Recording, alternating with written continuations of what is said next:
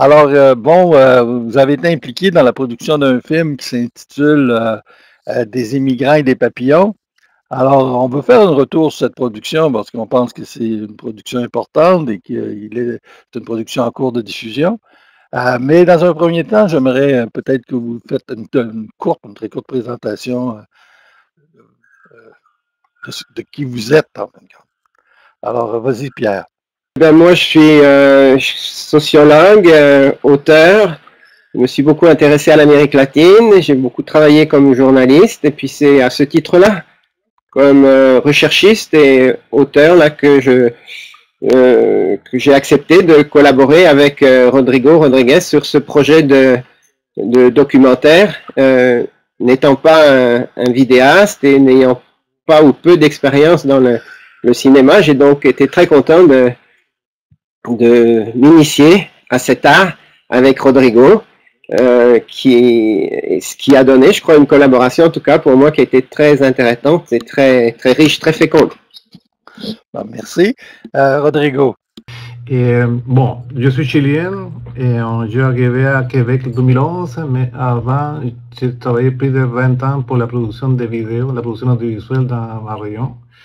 Et ma formation, c'est publiciste, mais on m'a dit pratiquement toute ma vie professionnelle dans la production vidéo. On a fait quelques documentaires au Chili, sur tous les côtés sociaux, des programmes de transformation d'espace public, des choses comme ça. Mais on a commencé avec Pierre. Pierre commence à dire, ouais, c'est intéressant d'aborder la thématique des immigrants, parce que moi, je travaille beaucoup ici à Québec avec des organisations qui travaillent avec les immigrants, surtout au niveau de l'employabilité. Et on a aperçu qu'il y a beaucoup de thématiques à développer encore, et c'est pour ça que Pierre me dit, il doit faire quelque chose. Mais il arrivé le 2021 la possibilité de se lancer avec une idée, et c'est comme ça qu'on s'est lancé dans le projet. Et aujourd'hui, nous sommes vraiment fiers d'avoir cette production déjà à disposition de tout le monde. Merci beaucoup. Pourquoi, effectivement, un tel titre fait référence à la théorie du chaos? Alors, votre film s'appelle Des immigrants et des papillons. C'était quoi un peu le fondement de cette décision de donner un tel titre? Ben, je peux commencer, puis Rodrigo complétera.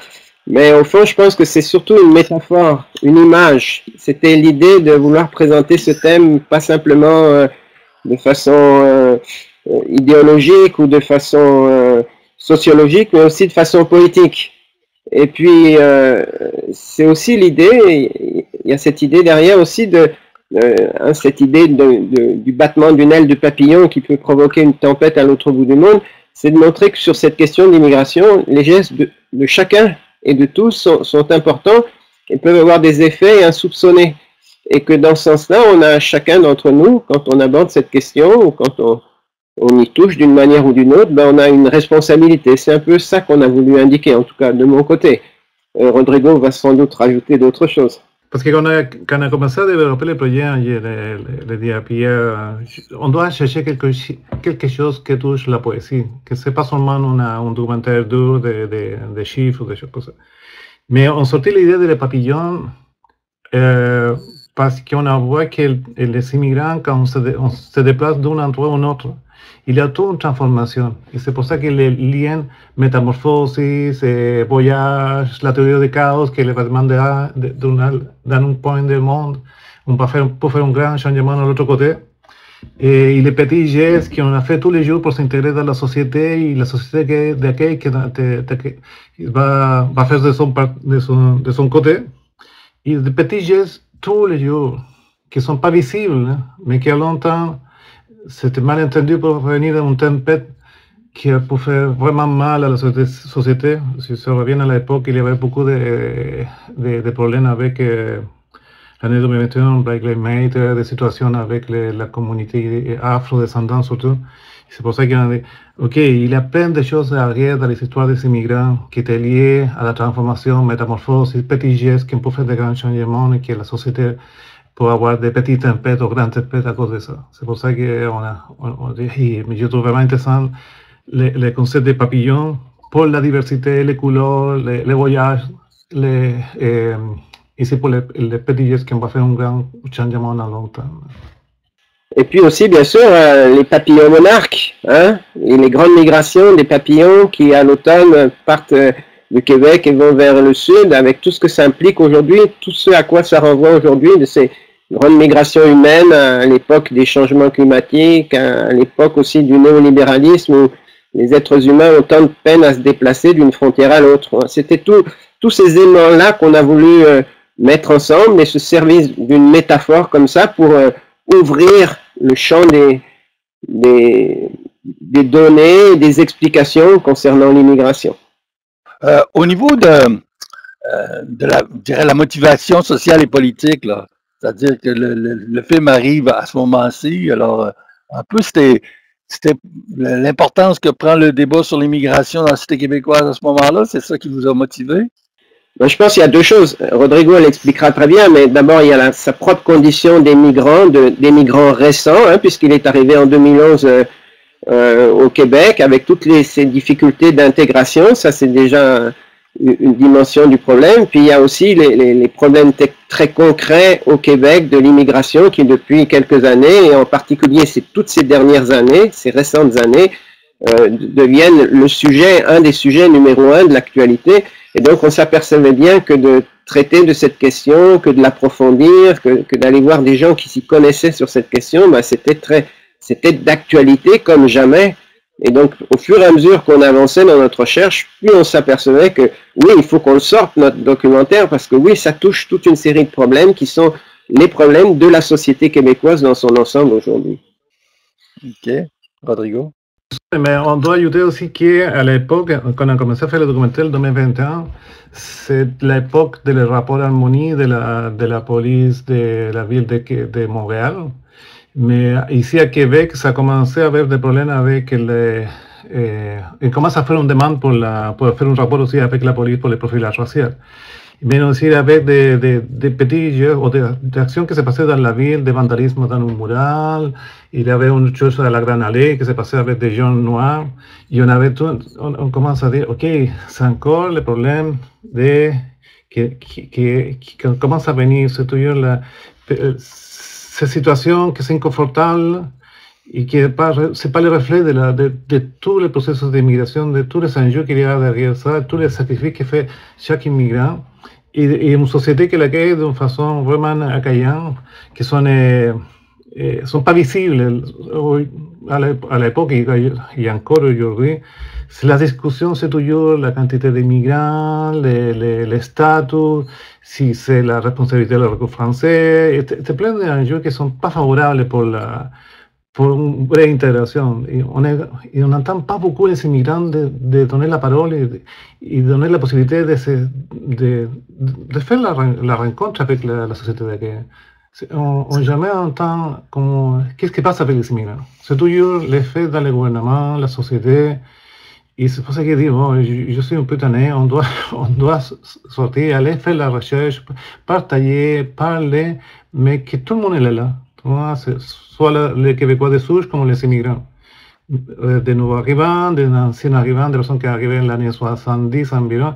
C'est pour ça que dans notre documentaire, il y a une variété de personnages qui ont donné de différents points de vue, qui peuvent donner la place pour faire la discussion et dire, bon, qu'est-ce qui passe en arrière de tout ça? C'est pas seulement le qui sort dans les médias. Ça rejoint un peu la prochaine question que je voulais poser, c'est-à-dire qu'en dehors de la fameuse déclaration de Jean Boulet qu'on retrouve dans votre film sur le fait que les migrants s'installent à Montréal, ne travaillent pas et n'adhèrent pas aux valeurs de la société québécoise, ben effectivement, les responsables politiques, ils sont pas là. Donc, on voulait d'abord donner la parole aux personnes immigrantes, puis aux gens qui représenteraient la société d'accueil, mais en dehors des politiques. C'est pas un choix de départ, hein. C'est petit à petit, au fur et à mesure qu'on a fait nos rencontres et nos enregistrements, hein, puisque ce documentaire s'est fait sur la base de 12 entrevues longues, hein, d'1 heure à 1 heure et demie, donc de personnes qu'on a rencontrées, qu'on a pris le temps de rencontrer, avec lesquelles on a établi une sorte de longue conversation sur la question de l'immigration. Et donc au départ, on n'avait pas d'a priori, on aurait pu très bien, et même on a cherché à rencontrer des politiques, mais disons que les choses ne se sont pas données comme ça au fur et à mesure de des gens qui acceptaient de participer aux entrevues qu'on leur proposait. Et on s'est plutôt finalement fixé ou orienté autour de la société, des représentants de la société civile, de façon plus générale. Et on trouvait ça intéressant parce que finalement, le discours des politiciens, il reste très fermé, très réducteur, très réduit à quelques chiffres, à quelques données, et puis très négatif, et qu'on trouvait ça plus intéressant de donner à la fois la parole à des émigrants qui arrivaient, et en même temps à des Québécois qui avaient quelque chose à dire sur cette question-là. Et petit à petit, c'est comme ça que c'est d'ailleurs orienté notre travail. On est parti sans a priori, et c'est petit à petit qu'on s'est aperçu que c'était plus intéressant peut-être d'échapper au discours politicien qui est à l'heure actuelle très fermé et qui empêche d'élargir la question, de voir toutes les dimensions qu'il y a derrière cette question d'immigration au Québec. Moi, je veux ajouter aussi que dans la discussion sur la problématique de l'immigration, l'idée c'est comment on cherche la possibilité de s'exprimer de façon équilibrée dans un rôle de citoyen, même si ce soit un Québécois de souche ou un immigrant, indifféremment le temps qu'on a vécu ici. C'est pour ça que c'est façon d'aller chercher un autre point de vue qui n'est pas seulement l'information que sont sur les médias, et mais aussi on a vu qu'il y a beaucoup de... Et j'ai remarqué, parce que je connais un certain nombre de personnes, que c'est de la région de Québec. Vous avez concentré vos efforts dans la région de Québec. Ouais, effectivement, pourquoi on a choisi ces personnes-là, c'est en fonction des réseaux dont on disposait. À la fois les réseaux de Rodrigo dans le milieu de l'immigration, et notamment à travers le SWAP et d'autres organisations avec lesquelles il travaillait. Et puis de mon côté, c'est plus les réseaux militants. Par exemple, on a beaucoup utilisé le carnet d'adresses de Sébastien Bouchard, et puis aussi celui de Cecilia Valdebenito, tous ceux qui avaient des contacts avec le milieu militant et la question un peu de l'immigration, et en particulier à Québec, puisqu'on est de la ville de Québec. N'oublie pas qu'on a, dans notre recherche, on tombé sur une publication, sur un journal, et c'est Rachid Adou qu'on a trouvé. On a commencé à regarder, à lire son livre, et on a trouvé que c'est vraiment intéressant la façon que travaillait la thématique de l'immigration, l'interculturalité et tout ça. Et dit, on s'est approché à elle. Elle est vraiment ouverte. C'est la seule personne hors de Québec. On a fait un voyage pour se rencontrer à Montréal et donner une touche de connaissances sur la condition des sociétés, soit multiculturelles, interculturelles, différentes façons d'intégration, sans donner une richesse dans notre documentaire qui sera vraiment bien apprécié. Merci. Si on revient dans la première partie du vidéo, effectivement, les personnes migrantes font une critique systématique des politiques du gouvernement canadien et québécois. Puis, on peut dire que un peu, c'est quoi les grands thèmes, les grands principes critiques que les témoignages révèlent sur l'immigration, que ce soit sur les statuts, le recrutement, l'accueil, les conditions, le droit. Mais ça, c'est l'aspect, je dirais, le moins subjectif, le plus objectif de ce qui est dans votre film, là. Ouais, je pense que c'est quand même la question du travail, la question des contrats fermés, ça c'est vraiment, et puis le statut temporaire des immigrants qui arrivent, qui fait que les travailleurs immigrants qui arrivent au Québec sont des travailleurs qui dépendent d'un seul employeur, et donc de ses desiderata, de ses propres volontés, et surtout n'ont pas de droits comme citoyens comme tel au Québec, ou toujours de façon bien amoindrie par rapport aux citoyens que nous sommes ici au Québec. Et je pense que c'est ça le grand problème aujourd'hui. Et on avait des chiffres, dans notre documentaire, on parlait en 2022 de 290 000 travailleurs temporaires. Ben aujourd'hui, les chiffres en 2024, début 2024, c'est 500 000. C'est-à-dire qu'il y a une croissance phénoménale qui est due au fait, je pense, très important des besoins économiques que le Canada a d'avoir des immigrants pour faire fonctionner son économie. Fondamentalement, c'est ça. Et donc, c'est pour ça que le Canada attire autant d'immigrants aujourd'hui. Et donc, on voit difficilement, on trouve difficile de mettre tout le problème sur le dos des immigrants, alors que les immigrants viennent parce qu'il y a une nécessité, un besoin économique du Canada et des entreprises canadiennes. Mais aussi, on doit ajouter les côtés, comme vient de dire Pierre, c'est la discussion toujours au niveau de la quantité d'immigrants, dans quel secteur va travailler, c'est quel statut, les permis, la complexité, le temps d'attente. C'est toujours plein de chiffres qu'on ne laisse pas la place à les immigrants pour dire qu'aujourd'hui, les immigrants ont fait beaucoup d'efforts pour s'intégrer dans la société, mais aussi quand sa langue maternelle, ce n'est pas le français, ce n'est pas le problème de s'intégrer, parce qu'on a fait beaucoup d'efforts pour apprendre la langue.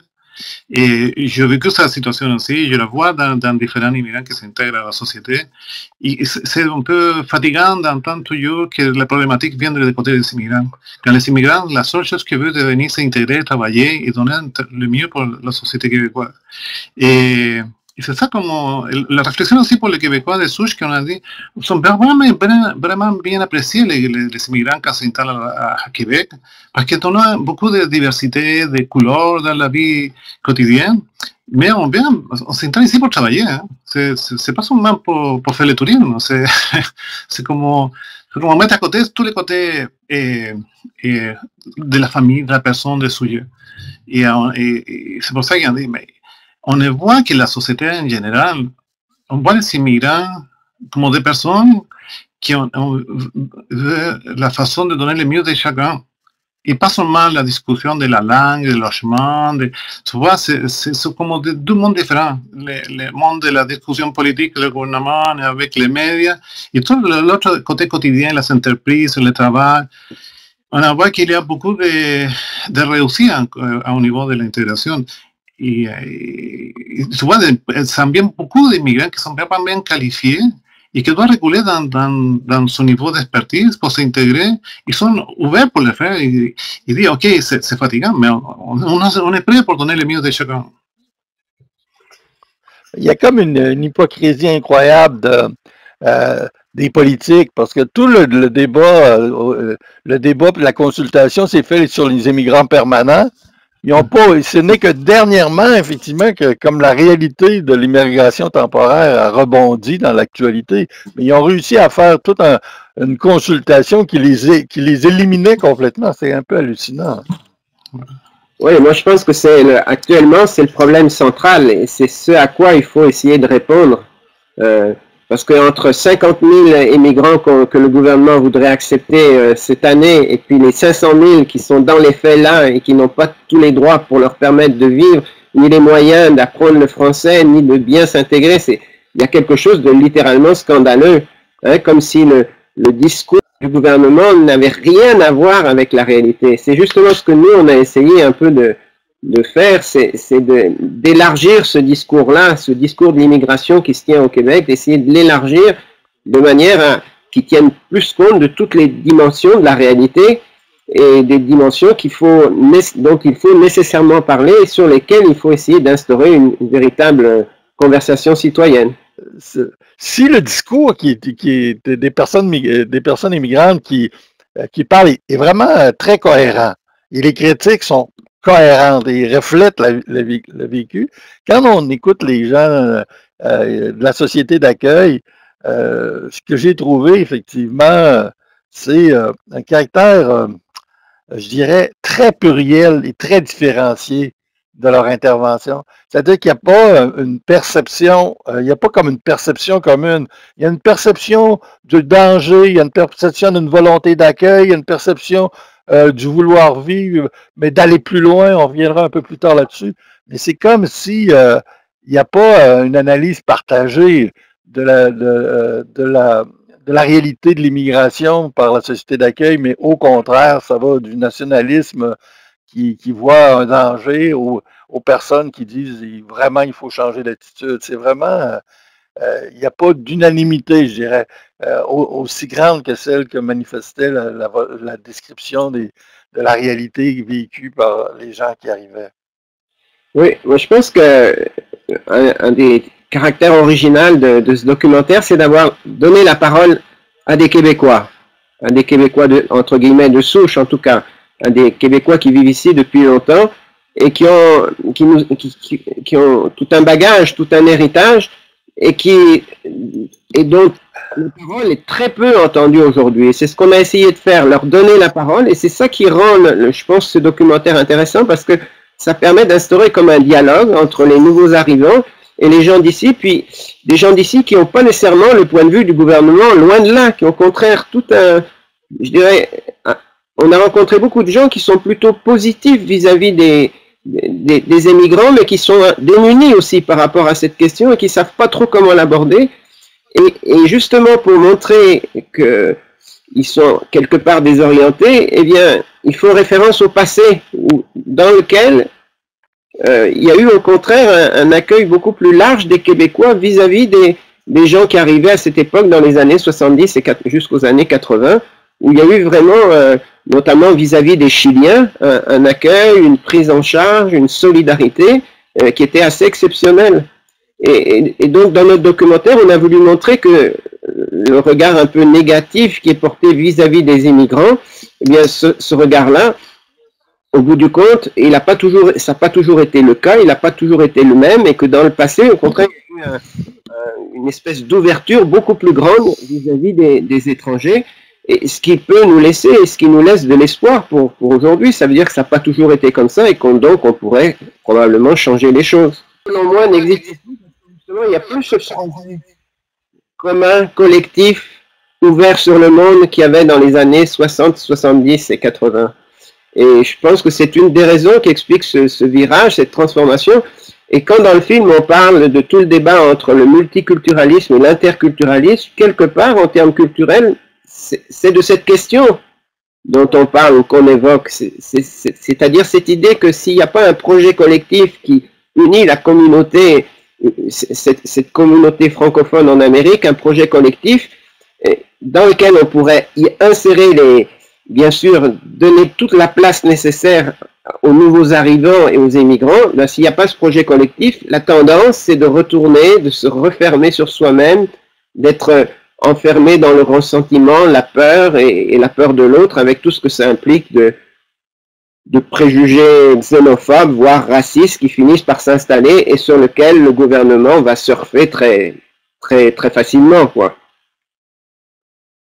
Je ne sais pas ce qu'en pense Rodrigo, mais... Oui, c'est ça, mais on doit ajouter aussi, ça c'est que je trouve vraiment bizarre, hein, la situation surtout des travailleurs temporaires, pour les étudiants, surtout les travailleurs temporaires, qui on dit, les immigrants qui sont dans ces volets, on va venir seulement dans quelques temps et après doivent rentrer chez eux. Mais si tu vois, la réalité des travailleurs temporaires, c'est que ça passe de longues années, qu'ils ont fait des voyages. Il y a plusieurs que je m'ai rencontré que ça fait 15 ans qu'ils viennent ici tous les étés. Et même s'il y a quelqu'un de 18 ans, 20 ans, je dis, mais comment tu peux les considérer comme temporaires encore? Ils s'installent dans les discours de la problématique gouvernementale, que le travail temporaire ou la situation des migrants, c'est une chose qui se va finir. C'est comme une situation qui la doit gérer aujourd'hui et ça va donner un côté comme toute personne qui soit différente à un Québécois de souche, c'est un immigrant que sa condition se va finir. Mais on les voit toujours comme un immigrant, même si c'est la deuxième génération, même si, comme le dit, des personnes qui participent dans les documentaires, tu viens de où? Mais ne considère pas qu'un immigrant qui s'installe ici, on va s'installer, va raciner sa vie ici, va avoir des enfants et va grandir avec la société d'accueil. Et on se va venir une société qui doit accepter que tu ne peux arrêter de dire l'immigration, c'est une condition temporaire. Non, c'est une condition qui se va continuer toujours. Et les enfants qui vont venir de ces immigrants, se vont intégrer dans la société québécoise, sont des Québécois. Mais dans la mentalité locale, c'est encore, surtout par la discussion, que l'immigration, c'est un sujet qui se va finir ou qui se va arrêter avec le temps et qui se va venir encore l'imaginaire québécois traditionnel, qui ce n'est pas la vérité du tout. Hein. Je pense que le documentaire le montre bien, c'est qu'on est devant une situation complètement différente aujourd'hui avec le nombre d'immigrants, de nouveaux arrivants qui s'installent au Québec. On ne peut plus penser le Québec comme dans les années 60 ou 70 ou 80, 90. Tout a changé profondément et il faut en tenir compte. Et c'est pour ça que notre documentaire, je pense qu'il peut avoir une certaine importance. Il peut aider à installer cette conversation citoyenne autour de ces nouveaux problèmes qu'on ne pourra pas faire disparaître d'un coup de main en disant on va arrêter à 50 000 le nombre d'émigrants qui arrivent chaque jour. Non, ça, on n'en est plus là, et on le voit bien à Québec, qui était pourtant une ville beaucoup plus protégée en termes d'immigration, où aujourd'hui il y a de plus en plus d'émigrants qui s'installent et à qui il faut donner la place qu'ils méritent d'avoir. Oui, dans la discussion sur le multiculturalisme et l'interculturalisme, j'ai trouvé que les interventions qui se faisaient éliminaient un élément fondamental de l'interculturalisme. C'est non simplement un partage puis une co-construction, mais dans l'interculturalisme, c'est comme c'est le ralliement au tronc commun. Puis effectivement, ce ralliement au tronc commun, ben là, il y a comme je dirais un fumet d'assimilationnisme que je trouve là-dedans, dans l'interculturalisme, alors que la perspective de co-construction, dans le fond, si je la comprends comme ça, je ne sais pas si c'est juste, moi je la comprends comme ce qui est la société québécoise, elle va être transformée. Elle va être transformée par les immigrants. Et c'est bon parce que c'est tout l'effet. Oui, mais tu peux pas quand même oublier ça, Bernard.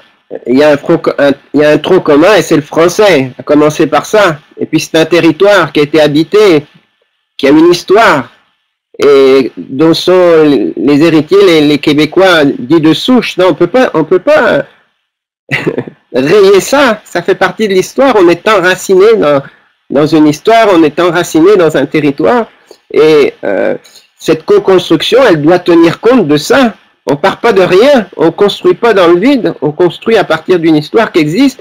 Et justement, c'est d'aller chercher dans l'histoire des Québécois ce qu'il y a de plus progressiste, mettons une tradition patriote, ce qu'il y a de plus ouvert sur le monde, pour construire cette société avec tous ces nouveaux arrivants.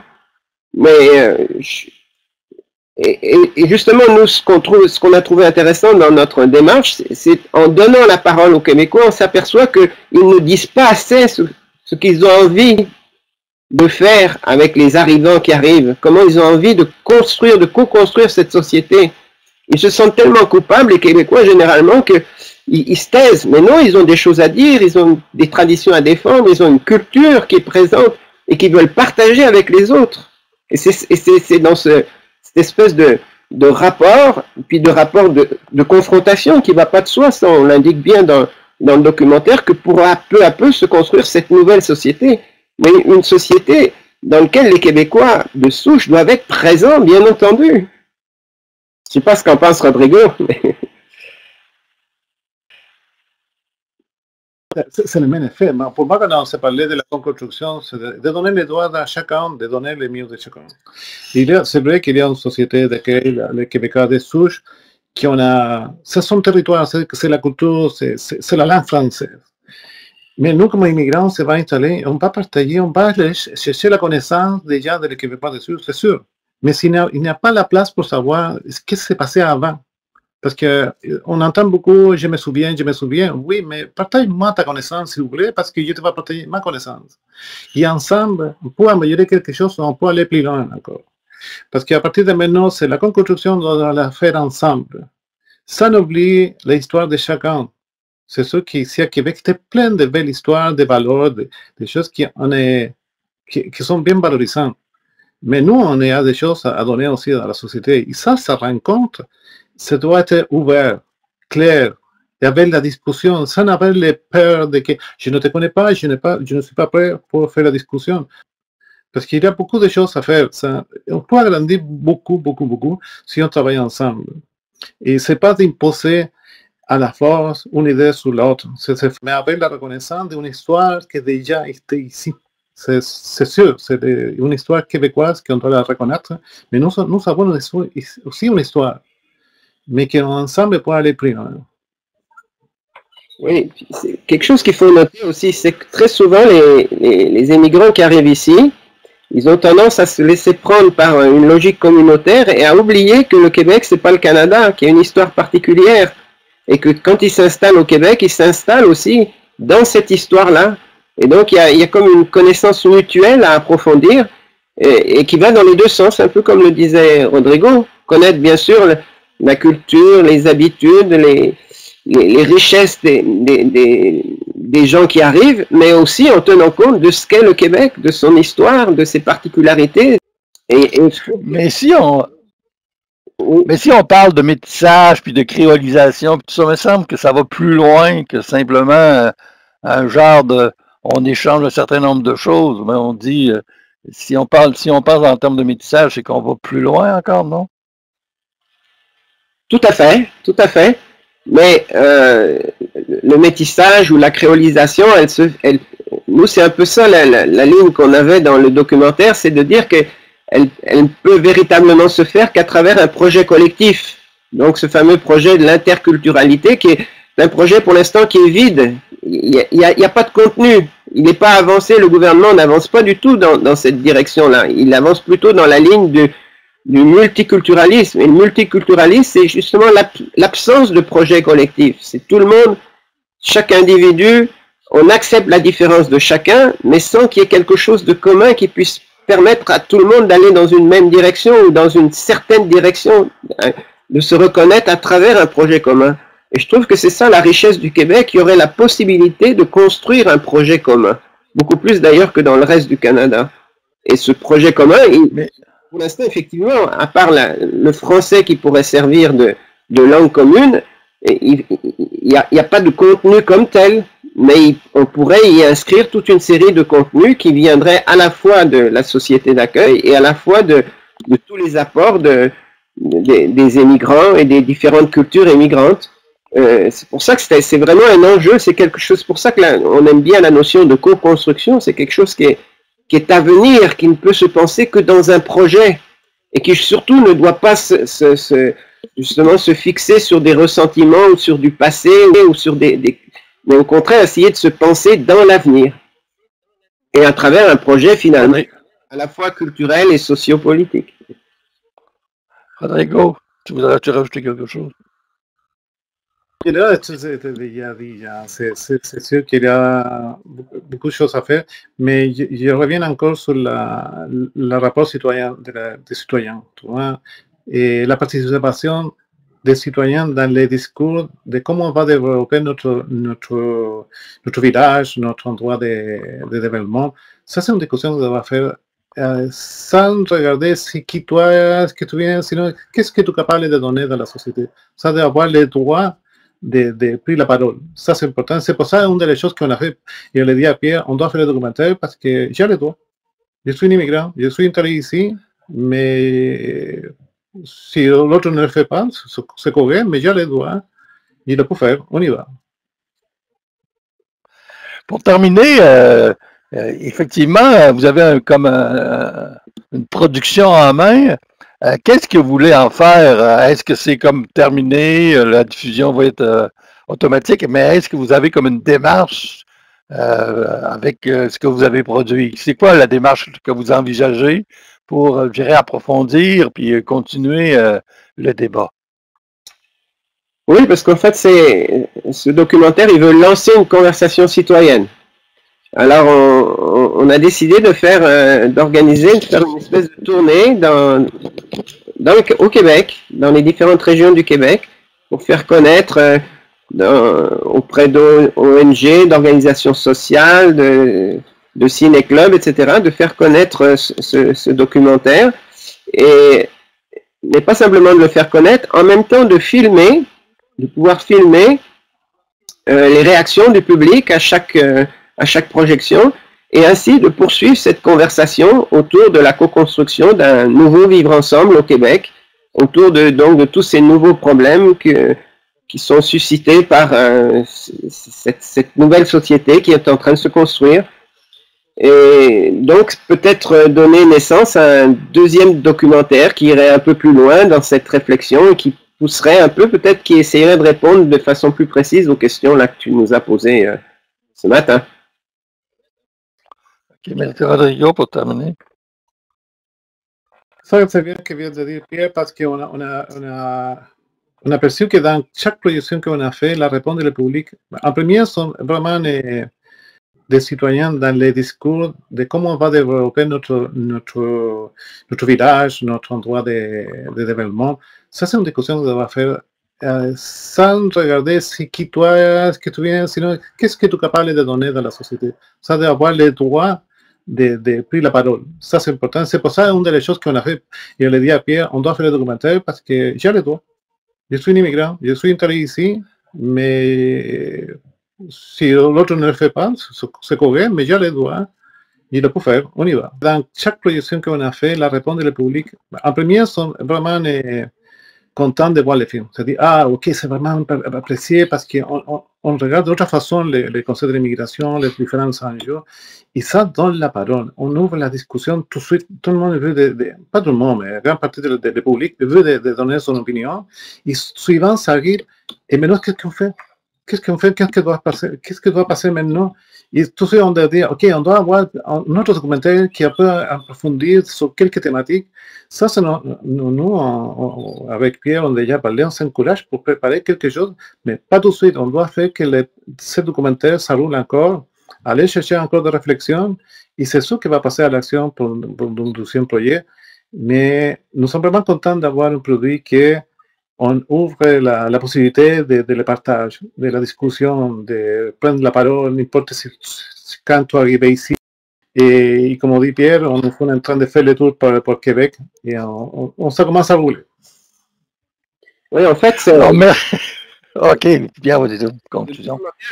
C'est comme s'il libère la parole. On est même étonné nous-mêmes des réactions qu'il produit à chaque fois, après chaque visionnement, chaque projection, tout le monde a envie de parler de son expérience d'immigrant, de ses réactions, etc. Et ça donne quelque chose de très riche et c'est ça qui nous pousse à aller plus loin et donc avoir ce projet de continuation de cette conversation citoyenne.